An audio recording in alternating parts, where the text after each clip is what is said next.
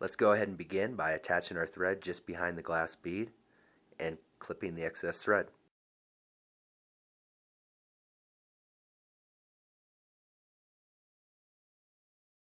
Now advance your thread halfway down the bend of the hook, making sure that each thread wrap lays next to the previous one. To create the tail of this fly, we want to pull off a clump of medium done hand hackle fibers away from the quill. Now go ahead and attach the hand hackle fibers halfway down the bend of the hook on the near side of the hook shank, ensuring that the tips of the hand hackle fibers are even. The tail of this fly should be about a half a shank length long. Now advance your thread forward towards the bead, securing the hackle fibers to the hook shank as you wrap.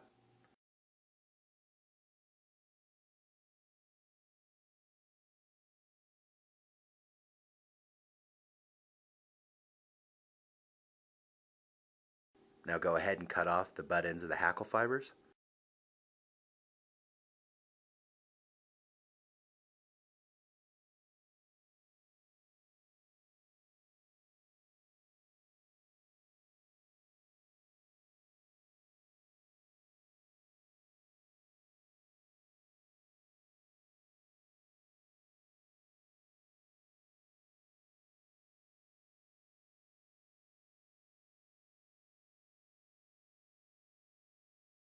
With your thread hanging 2 eye lengths behind the bead, go ahead and attach a 3-inch piece of clear midge larva lace on top of the hook shank, and advance your thread back towards the base of the tail, ensuring that each thread wrap lays next to the previous one and the larva lace is being tied down on the top of the hook shank as you wrap.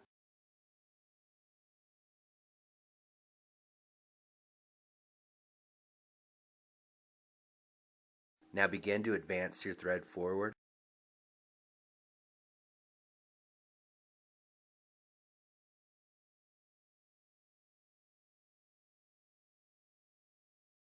With your thread hanging just behind the index point of the hook, go ahead and grab the clear midge larva lace and begin wrapping it around the hook shank, making sure that each wrap of the larva lace lays next to the previous one.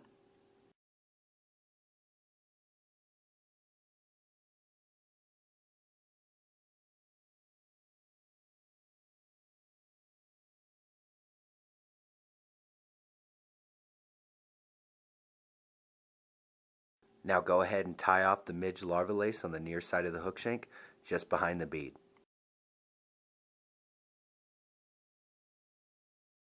Now go ahead and cut off the excess midge larva lace as close as you can to the tie down point. To create the wing of this fly, go ahead and grab 4 to 5 pieces of white fluoro fiber and attach it on top of the hook shank just behind the bead.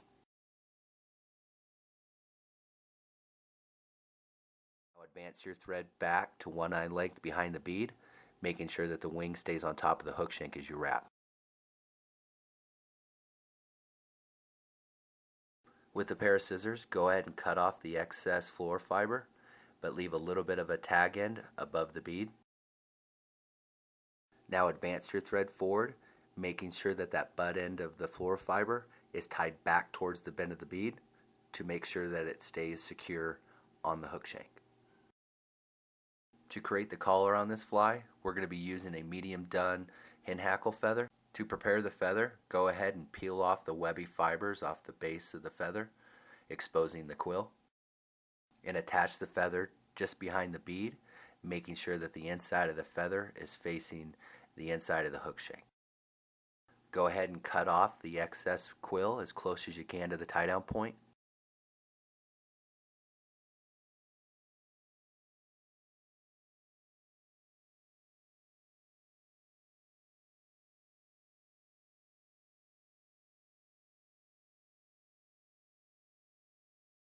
With a pair of hackle pliers, go ahead and grab the tip of the feather and begin to wrap it around the hook shank, palmering the fibers back towards the bend of the hook as you wrap.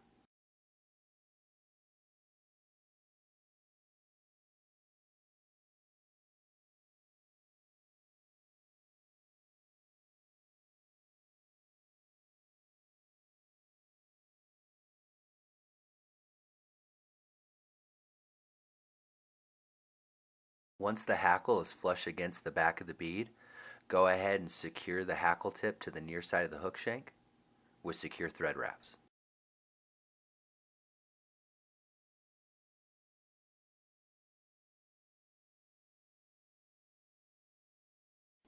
With a pair of scissors, go ahead and cut off the excess tip of hackle as close as you can to the tie-down point. Now go ahead and pull the hackle fibers back and create a thread band just behind the bead.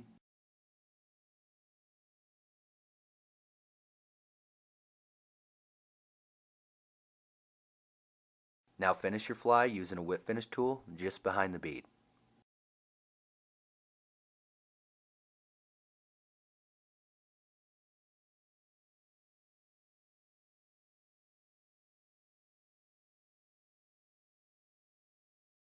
And cut the excess thread.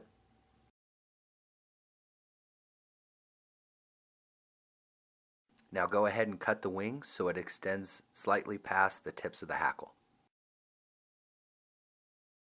And that's how you tie the Soft Hackle Glass Emerger.